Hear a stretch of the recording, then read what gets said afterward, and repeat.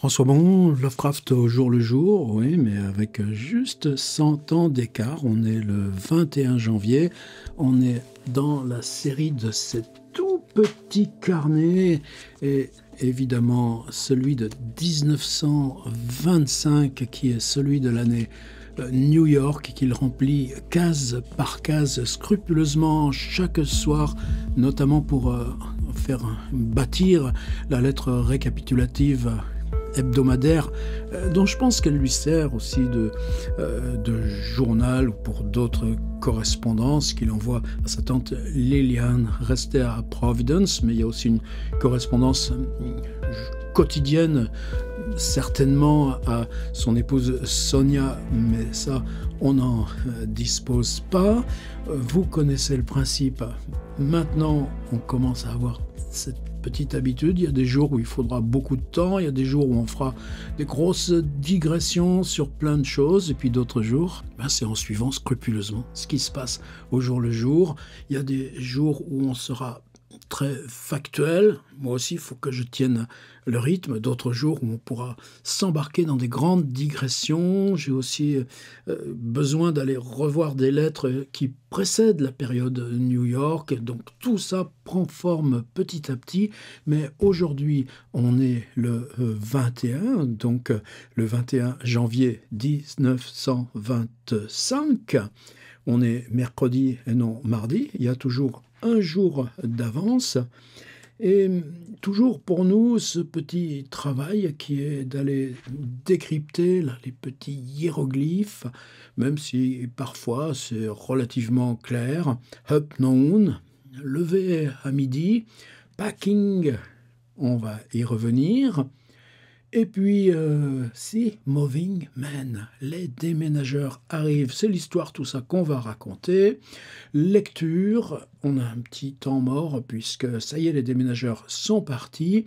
On se retrouve avec les Boys, vous commencez à les connaître ces Boys, chez Belknap, chez les Belknap, quand il écrit en toutes lettres Belknap, c'est-à-dire que c'est la famille Belknap. Lovecraft est très lié à la mère de Frank Belknap Long. Tous sont là, c'est bien précis. Quand ils sont tous arrivés, eh bien, on s'en va à la cafétéria. Je suppose qu'ils prennent ces grands journaux qui déroulent, et qui sont le New York Times aussi, que nous, on explore chaque jour. Et Road, LDC, eh bien, justement, il faudra bien se souvenir d'écrire à la tante. Alors, qu'est-ce qu'il y a dans le petit envoi du jour? La voilà, cette lettre à la tante qu'il va écrire le jour même. C'est le passage qui est par ici, et on va tout de suite aller le rechercher en l'extrait dans une petite transcription. Voilà ce que ça donne. J'ai repris un fac-similé des 3 pages. Moi, ça me conforte, on voit l'avancée. Donc voilà, ce qu'on vient de regarder, c'est ici. Le mercredi, on a une case horizontale, mercredi du 21. Et voilà ce qu'il écrit à sa tante. Plus tard dans la nuit, j'ai raccompagné Kirk chez lui pour entamer la désintégration. Il s'agit de quoi?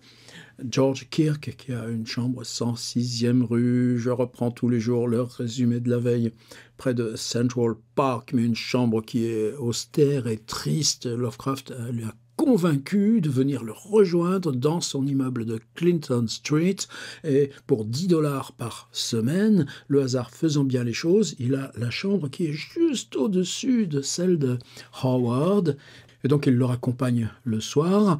Ils vont tout emballer parce que George Kirk, son but cette année, c'est d'ouvrir une librairie d'occasion à New York. Il va y arriver dans le courant de l'année. Donc, il a pas mal de stocks de livres, des livres justement rares, des livres qui sont déjà la préparation de son stock pour son futur commerce.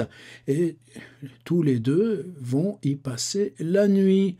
À 5 heures du matin, on fait une petite pause. Sommeil, mais ça va pas être terrible. Le sommeil, une fois de plus, je suppose qu'ils n'enlèvent même pas leurs habits pour s'allonger un moment. Et une autre pause, il faut trouver des camionneurs, nous dit-il. Tu crois que c'est juste aller taper sur Internet, il n'y a pas Internet, ou téléphoner, ben c'est encore plus compliqué que ça. Et c'est peut-être moi la première chose que j'ai faite hier, j'ai regardé à quoi ça ressemblait les déménageurs à New York en 1925. Alors en voilà plusieurs, ça c'est Westheimer. On a le choix entre celui-ci et sa petite remorque ou celui-ci, toujours avec ses pneus là, de l'après-première guerre mondiale. Là, évidemment, ça se fait beaucoup à dos d'homme et je ne pense pas qu'avec leurs moyens limités, ils aient eu accès à un déménageur de ce type-là, mais ça nous met dans l'ambiance, et moi c'est vraiment ça qui est important, pouvoir visualiser, parce que quand on lit les fictions, c'est eh bien, c'est là, c'est avec ces objets, avec ce décor, avec ces murs, que ça se passe. Alors, tout, cependant, a fini par être emballé, et un commissionnaire s'est engagé à nous les livrer aujourd'hui. Là, il écrit, là, il est revenu chez lui au 169 Clinton Street, il devrait arriver d'un moment à l'autre et il se félicite. Le 169 aura alors son deuxième repère d'esthète, ainsi se définit-il. Entre-temps, à 20 h, donc le soir, Kirk et lui sont allés chez celui qu'il appelle Little Child, Frank Belknap Long, pour leur réunion, c'est qu'ils appellent ça le Kalem Club. Tout le monde était là et la discussion piquante, bien sûr, et Madame Long leur a préparé des petits sandwichs qui s'appellent Welsh Rarebit. Je crois que dans le Nord, on dit encore Welsh, là, pour ces sandwichs, c'est rien, c'est du cheddar sur une tranche de pain qu'on met ensuite au four, sauf que Sonny, lui, Belknap Long, il n'aime pas le fromage. Bon, au moins, on sait tout, on sait tout. Il est rentré chez lui, et puis, tous ces jours, il y a du courrier en retard. Après, si, on apprend quand même qu'il réinvite sa tante, et donc on apprend que, évidemment, de Providence à Clinton Street, Lovecraft a le téléphone, donc appelez-moi à n'importe quel moment quand vous penserez pouvoir nous rejoindre, et il annonce que Sonia, donc il y aura eu en gros 2 grosses semaines entre ces 2 allers-retours à New York. Elle sera là le 3 février pour 3 jours. Et ça aussi, cette matérialité-là de leur relation, c'est important pour nous. Dans mon petit PDF, eh bien, New York sous la neige, là, en janvier 1925. Eh oui, parce que c'est ça aussi qui ne doit pas faciliter le déménagement. Vous savez qu'il a neigé très fort avant-hier quand il revenait de chez Loveman dans la nuit. Et la neige dure encore. Il vient d'avoir, à cause de la neige, une collision entre 2 métros. Vous savez, ces métros aériens, ces métros-là qui sont sur des grandes portées. Alors, ce n'est pas cette photo c'est de 1922, je crois. Et c'est une photo qu'on trouve, comme vous savez, la locomotive qui n'arrive pas à s'arrêter à Montparnasse, qui fonce à travers la façade, là, qui se retrouve pendue par l'arrière. C'est une photo archétype de ces accidents-là. Celle-ci est tombée directement sur justement un petit camion de transport, et personne n'avait été tué. Mais là, dans cet accident, il y a 25 blessés. Apprenons-nous, et on va aller voir directement maintenant dans le New York Times. Et cet accident, bien sûr, Crash on Elevated Storm, 25 blessés, est en première page avec tous les détails. Ensuite, eh bien, je vais juste aujourd'hui, on s'en tiendra là, lire le récit de cet accident. Vous voyez, de la neige, de la pluie, du verglas, et tout ça sur la pauvre New York. Là, et c'est exactement cette nuit, il y a encore une tempête de neige et verglas, là, le 21 janvier, sur toute la côte est de New York au Maine. Qu'est-ce que j'ai trouvé dans le New York Times aujourd'hui? Ouais, cette annonce, parce que The Duo Art, le piano moderne pour l'appartement moderne. Souvenez-vous, dans la recherche du temps perdu à la fin de La Prisonnière, le narrateur, qui n'est plus petit, c'est un grand dadais de 24 ans, et Albertine vivent ensemble et ils disposent d'un piano-là, qui débarque comme ça c'est Proust avec ça. Qu'est-ce que c'est un piano-là? C'est un piano qu'on peut régler avec des rouleaux perforés et on achète là des musiques et ce piano vous joue des choses extrêmement compliquées, bien plus compliquées que ce qu'on pourrait interpréter soi-même en tant qu'amateur. Et cette question de la reproduction musicale, alors même qu'il y a maintenant déjà les phonographes, eh bien, on pourrait croire que cette invention extrêmement compliquée, qui se base là sur la présence des pianos dans toutes les familles, va disparaître comme ça. Ben non, le piano-là continue d'évoluer et là encore, c'est ces archétypes de la représentation, c'est comment un intérieur le cosy bourgeois, le tableau, la potiche, les rideaux et qu'est-ce que c'est qu'un duo art-piano? C'est la qualité et le fait qu'on ne puisse pas imaginer que ce soit une machine qui joue, mais directement un pianiste excellent. Alors, j'ai pris ça. Alors j'ai pris cette publicité et j'ai trouvé celle-ci aussi qui m'a fait sourire. Electrics for Personal Use. Eh bien, en 1925, la compagnie Edison propose des voitures électriques. Vous vous rendez compte? Elle roule silencieusement, elle n'a pas de vibration. C'est la construction la plus simple, facile à contrôler, une durée de vie sans problème. Voici les avantages de rouler en voiture électrique. Et elles peuvent être garées avec chaque fois inclus le lavage et le nettoyage et la charge de la batterie pour 55 $ par mois. Pourquoi il a fallu autant attendre pour tout ça? Celle-ci m'a bien retenu aussi. Une revue hebdomadaire des nouvelles du monde, mais en rotogravure avec ce slogan « La caméra voit tout » sous forme de faux mots croisés jouant avec le but là de cette revue, évidemment. Et est-ce que vous voulez un petit air de New York en hiver? On revient là à... Et est-ce que vous voulez un petit air de New York en hiver? Voici l'article là de la première page et la suite là sur la 5e à propos de cet accident.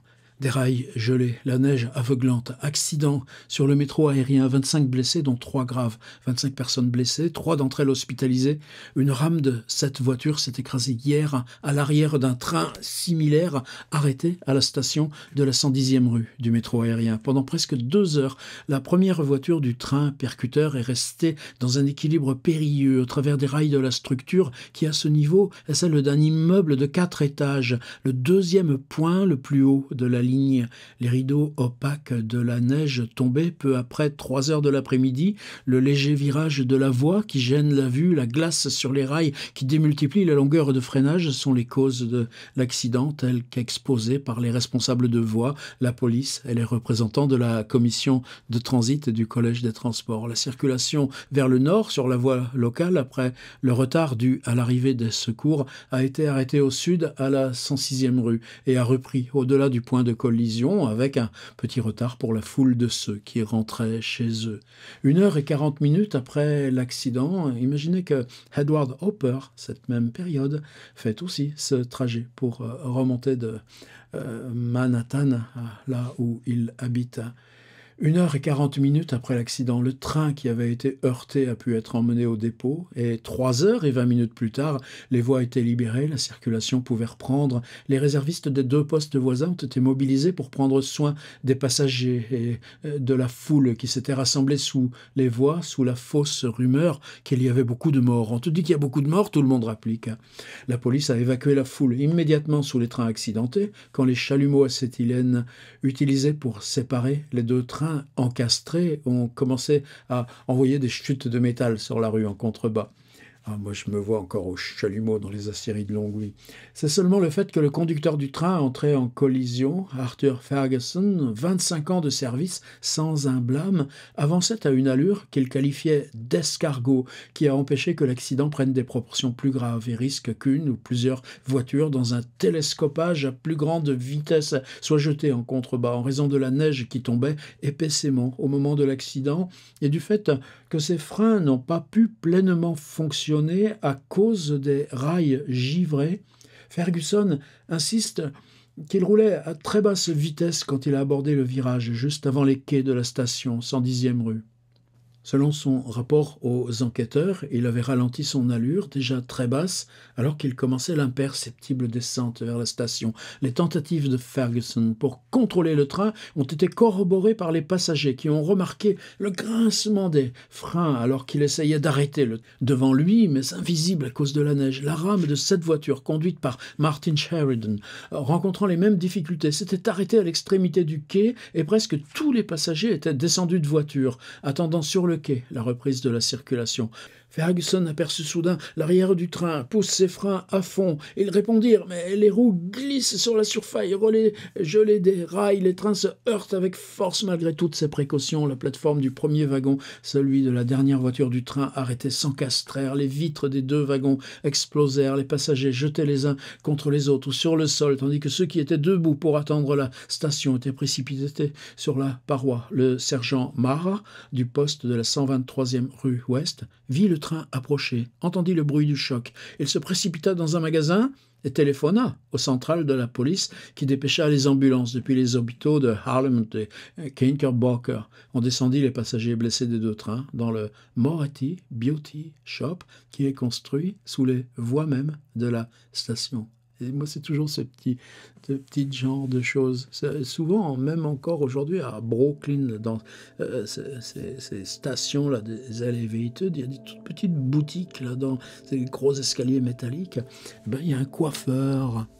Et le coiffeur, là, sous le quai du métro, à la station, s'appelle Moretti. Et merci, monsieur Moretti, pour ce que vous avez fait ce jour-là dans l'accident. À demain. J'y compte bien.